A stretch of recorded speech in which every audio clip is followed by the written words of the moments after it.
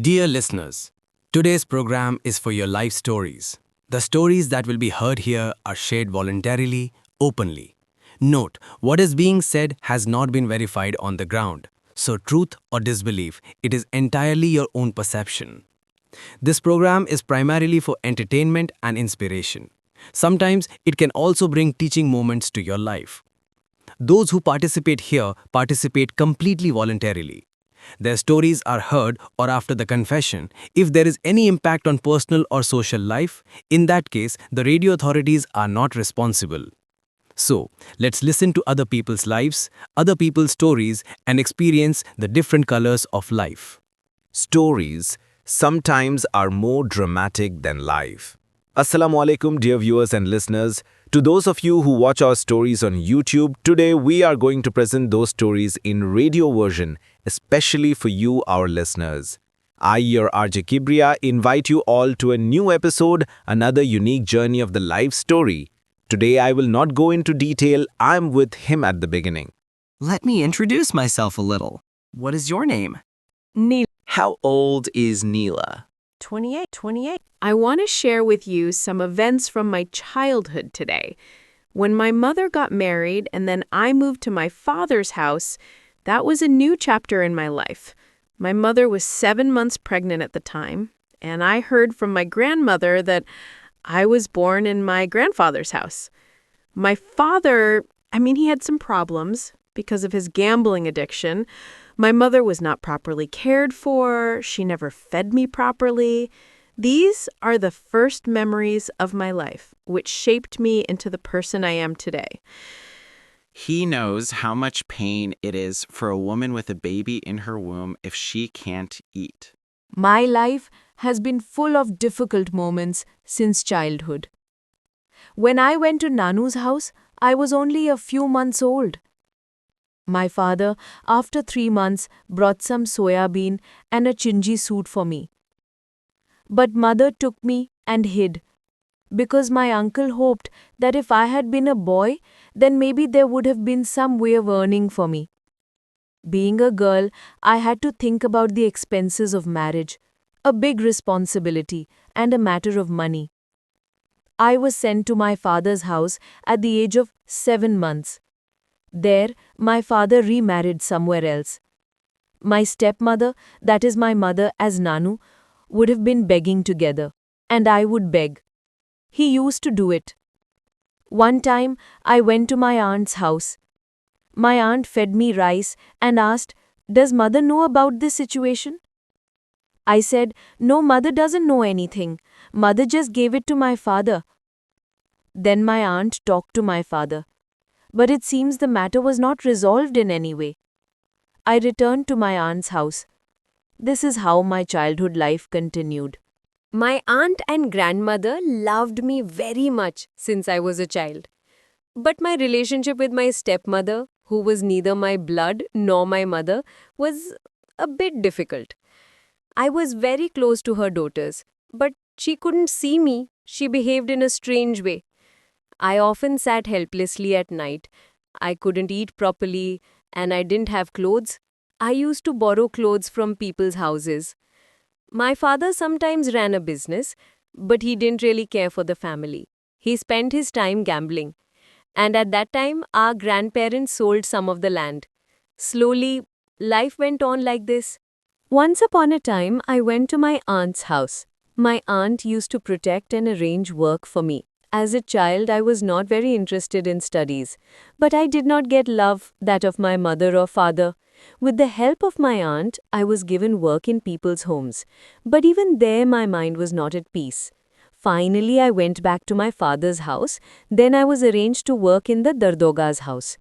Elsewhere, in Sayyadabad, I worked in someone else's house. I was very fond of sweets when I was young. One day when I went to eat that sweet, I ate that sweet with my husband at someone else's house. Since I was a child, my aunt and grandmother loved me very much. But my relationship with my stepmother, who was not my blood or blood relation, was difficult. I was very friendly with her daughters, but she could not see me well. I would sit helplessly at night. I could not eat properly, and my clothes were not even proper. I would wear clothes from people's houses. My father would sometimes run a business, but he would not pay attention to the family or work properly. He was addicted to gambling, and my grandmother and grandfather would gradually sell some of the land. Finally, I went to my aunt's house. My aunt would protect and arrange work for me. When I was young, I was not much interested in studies. But I didn't get that love, mothers or fathers, that love. With the help of my aunt, I was given work in people's houses. But even there, my mind was not at peace. I went back to my father's house. Then I worked in various places, in the Dargah house, in Sayyadabad. I loved sweets very much in my childhood. One day, when I was eating sweets, her husband saw me, and he was very threatening. He said, "Why are you eating sweets?" I was small then. I just wanted to eat. The thought came to my mind, nothing is wrong. I am just eating. No one was helping me then. Later he told me, "You will go out of the house." I said, "I am small. Where will I go? I don't know Dhaka city." Suddenly, I went to Kamalapur and sat down. I stayed. I was hungry. I wanted to eat something. A stranger said, "Come, go to my house. I will give you bread, rice, and clothes." I said, "Why? I don't know you." He said again, "Come, I will give you bread, rice, and clothes." At that time, my small mind, helplessness, and hunger all were working together. I don't know him. Why should I go to your house? He's a stranger. He's telling me to go to his house. He's giving me some bread in exchange for some bread. I'm really hungry. I'll go to Kamalapur and stay there. So I'll go. He's asking me to leave the house. That's what's working in my head. He let me bring chili. Maybe he didn't tell me from his heart. Maybe I didn't understand that. Where are you going? I don't know. How many? I don't know Dhaka City. I am young. I would leave the house later. He came and told me that. No one was there to see me. I was very young. At that moment, I didn't think it would be right for me to eat them. I was eating them because I wanted to eat them. Why are you eating sweets? He threatened me a lot, scolded me. Her husband, I went to eat sweets. I really liked sweets when I was young. Shall I go to your house? I don't know. How many times will I come? I will give you bread, rice, and clothes. Are you wearing a torn shirt? How old were I was 8 years old at the time. He was calling me at home. I said no, I wouldn't go. At that time, I was a little scared. I didn't know what would happen if I went with him again. Then he loved me very much, bought me a Coke with love. He fed me that Coke, but it was a non-alcoholic Coke. I ate it and fell asleep. Yes, I fell asleep. Then what happened? After I woke up, I saw that my clothes were my own. The man wasn't in the house at that time. I was a little scared inside. Then I said, "My clothes?" But the man wasn't in the house. I was very young then, 8 years old. He called me home. I said, "No, I won't go." A fear was working in my mind.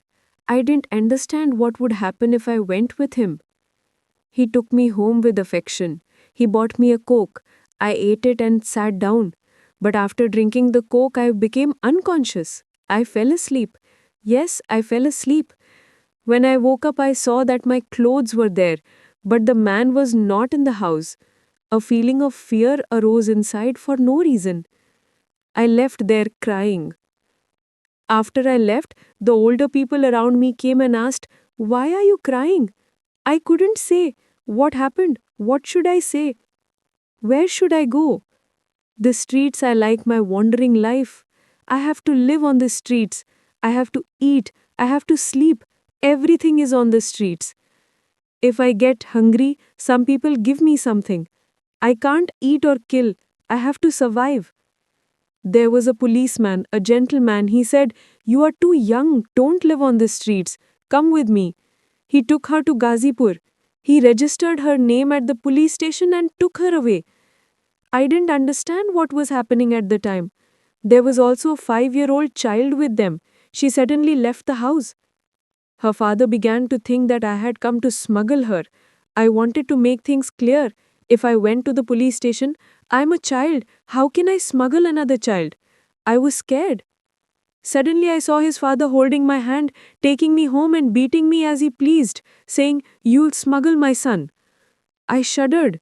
The marks, the scars on my hand, all covered in mud. What should I say? What should I mean? I still remember that unknown pain at that time. I was very young then, a child. Can you imagine? I'm a child myself. How could I smuggle another child? But if that man had not been in the courtroom that day, maybe my life would have ended there. Later, I was released through an NGO. I spent a long time in jail, almost a year. At that time, I was in Dhaka Central Jail. Officially, according to the rules, I was kept inside. Every day I thought of my mother and grandmother. I could not see my mother. I could not see my grandmother. And one day the news came. My grandmother was no longer alive. I did not even see my grandmother's face for the last time.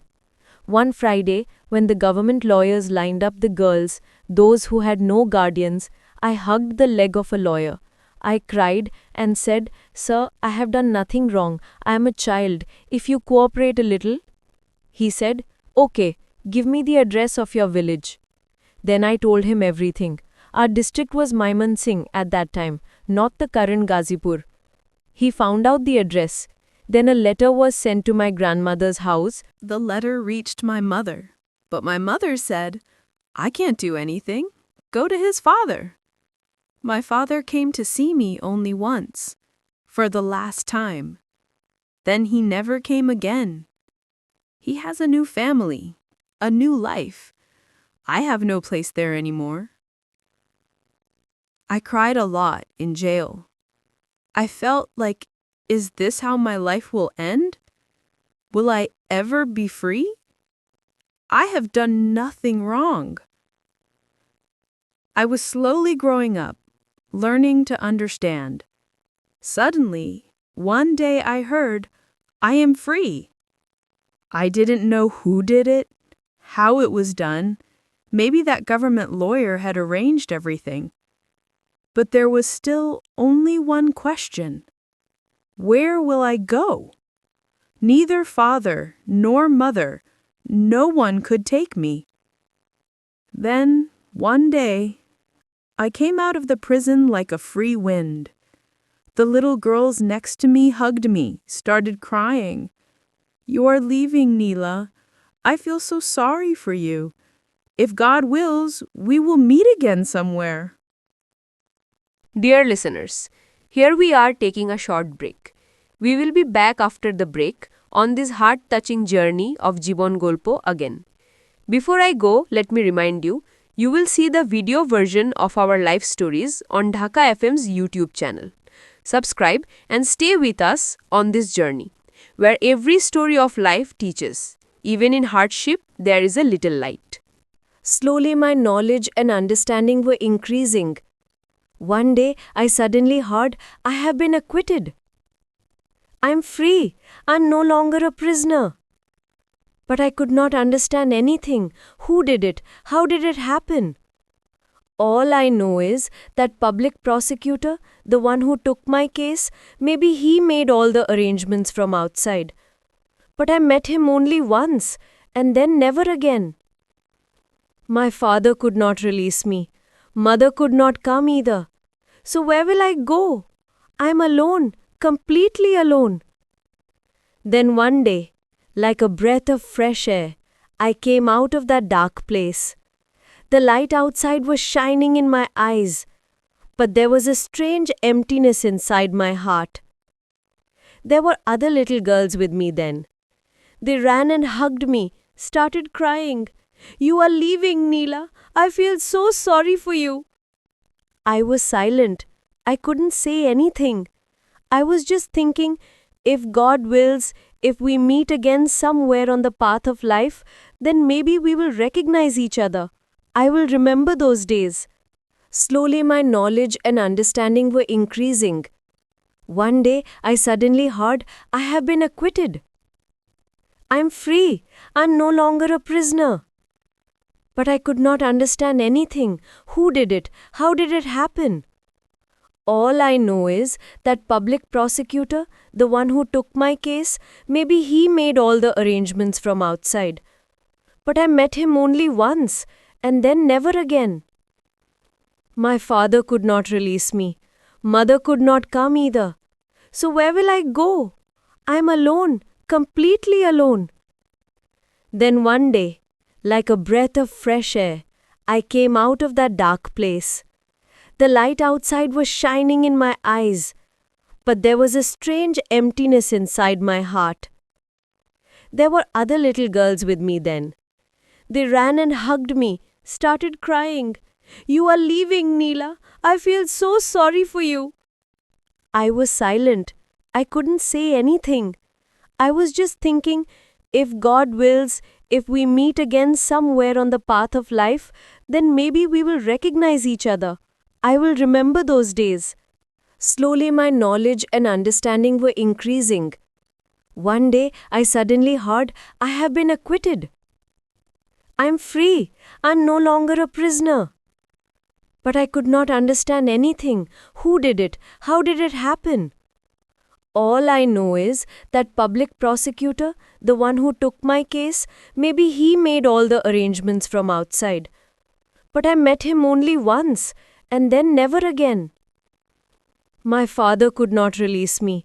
Mother could not come either. So where will I go? I'm alone, completely alone.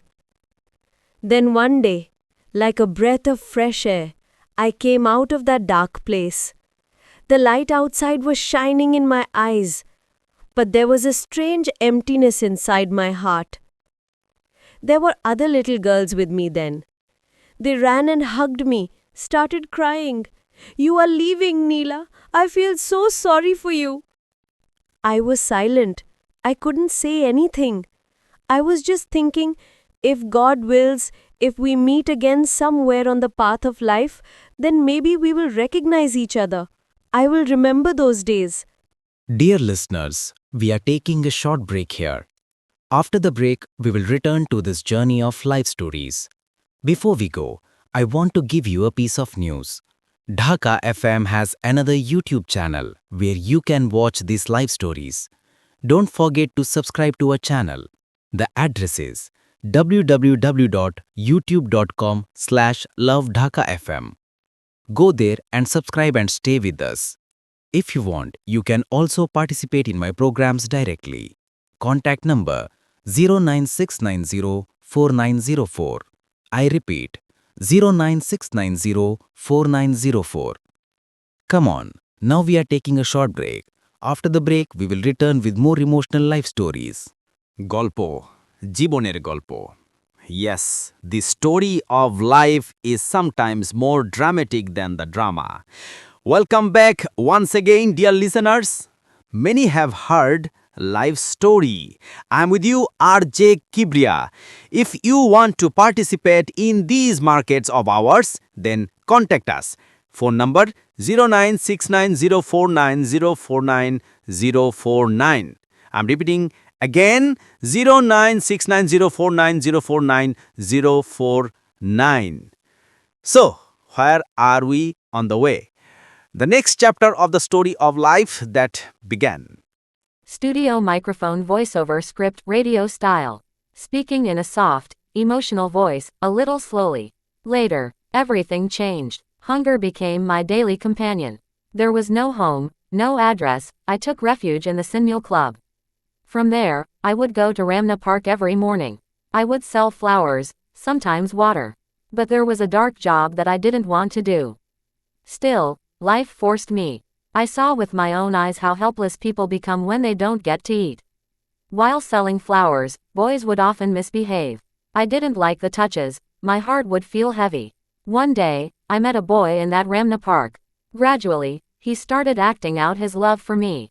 One day, he said, "Stay with me tonight, I'll feed you rice in the morning." What does a girl want then? Just a little rice, a little filling. I stared at her face silently. A kind of shame, humiliation and hunger had risen inside me. Finally I just said, Are you really going to eat rice? Pauses a little, breathes quietly. Life was still teaching me. Hunger sometimes makes people abandon their own selves. That night I was very hungry. My stomach was burning and my eyes were watering. He said, "You stay with me, I will feed you rice in the morning." I was silent for a while. Then I said, "Okay, I will stay with you, but you won't tell anyone, not your bad friends the Poladanas. If they know, they will beat me." He promised not to tell anyone. I believed him. Then he took me to the other side of Ramna Park, where a new building was being built. A small shed-like house on the roof, made of bamboo, with pieces of plastic hanging, swaying in the wind. That's where he took me. I couldn't understand anything. Suddenly I saw that there were a few other boys with him. A strange anger in their eyes, a kind of lust. What happened next, I only understood. Trusting sometimes means bringing about your own destruction. They started beating me. I cried and said, "Why are you beating me? I haven't done anything." They said, "Why are you coming with him?" I just stared in silence. It seemed as if all the sounds in the world had stopped.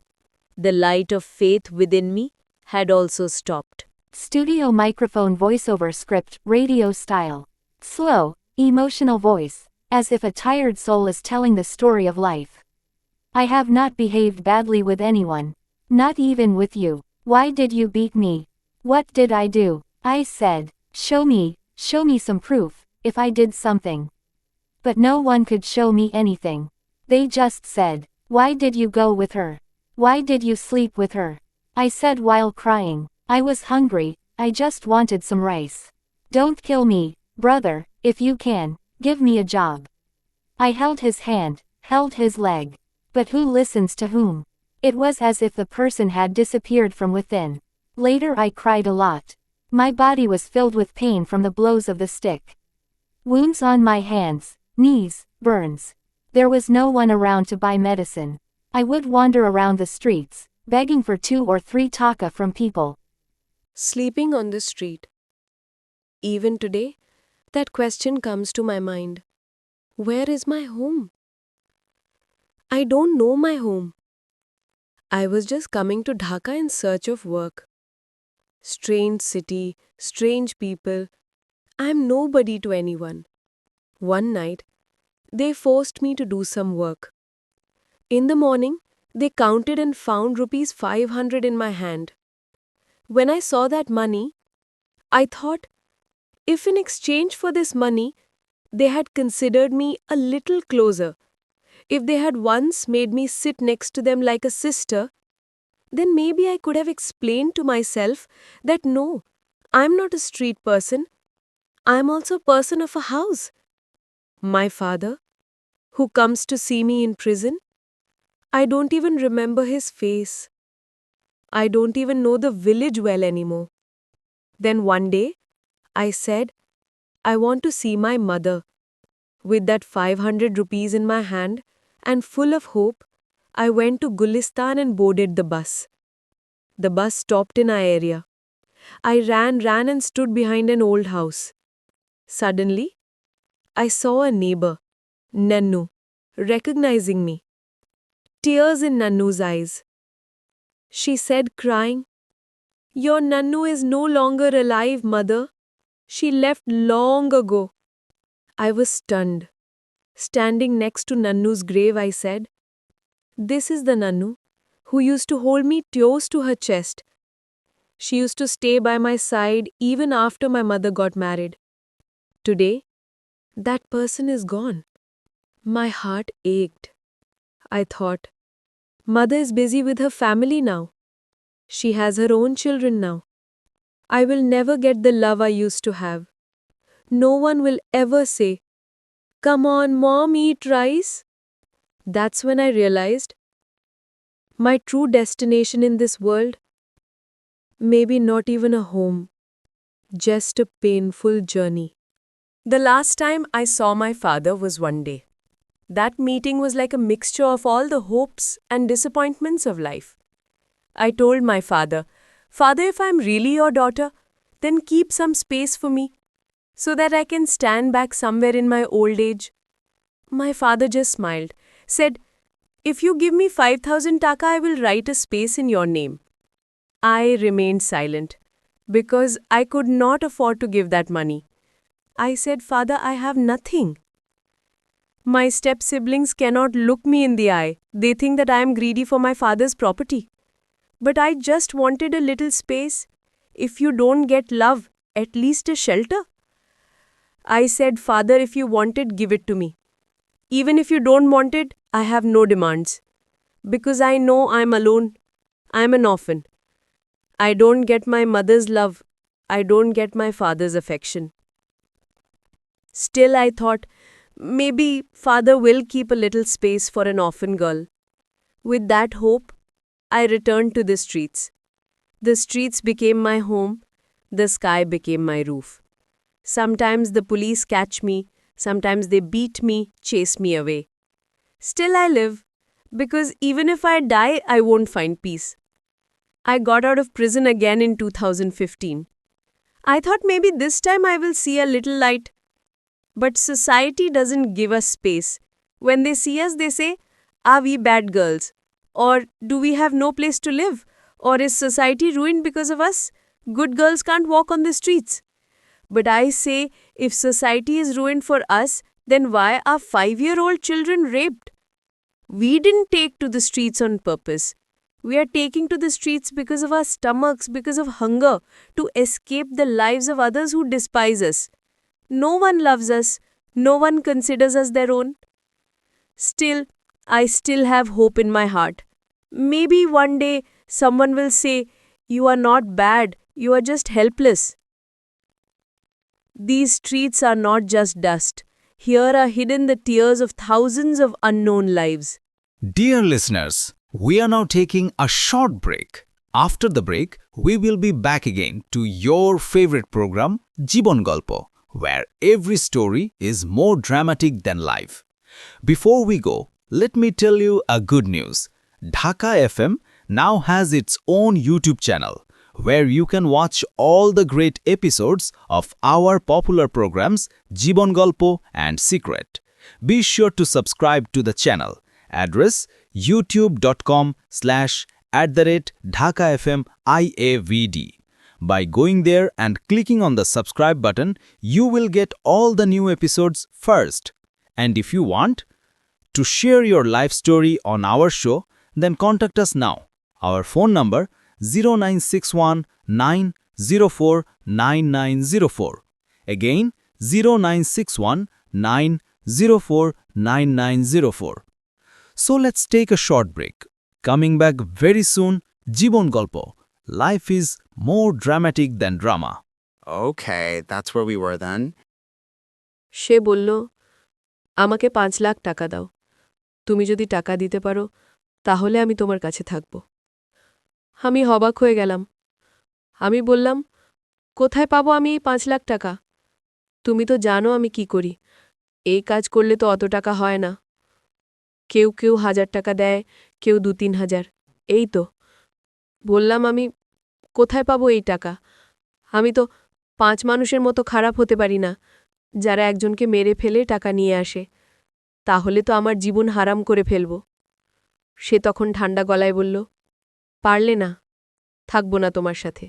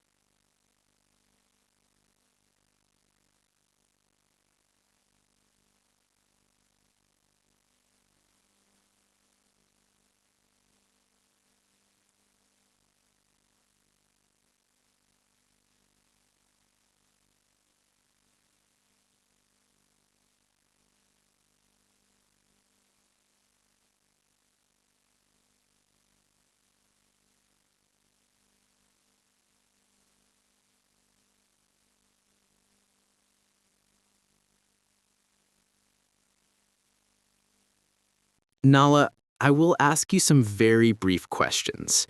Are you currently involved in the same profession? Rewrite these words in reverse order. You must not like this profession very much, do you? Otherwise, why would you still be on this path despite all the hardships? If you want, you can work in garments, where there is a regular salary, security, everything. Then why don't you try to walk another path? Working in garments requires educational qualifications, but I don't have those qualifications. Well, even working at home has problems. Many a times my son is alone, he touches me, and an uncomfortable situation arises. When I think of working as a peon in an office, I have to hand over a file to the sir, but I can't even read what's written there. On top of that, I spend about 20,000 taka a month on food and clothing. It seems like the most difficult thing in life is to balance all the accounts.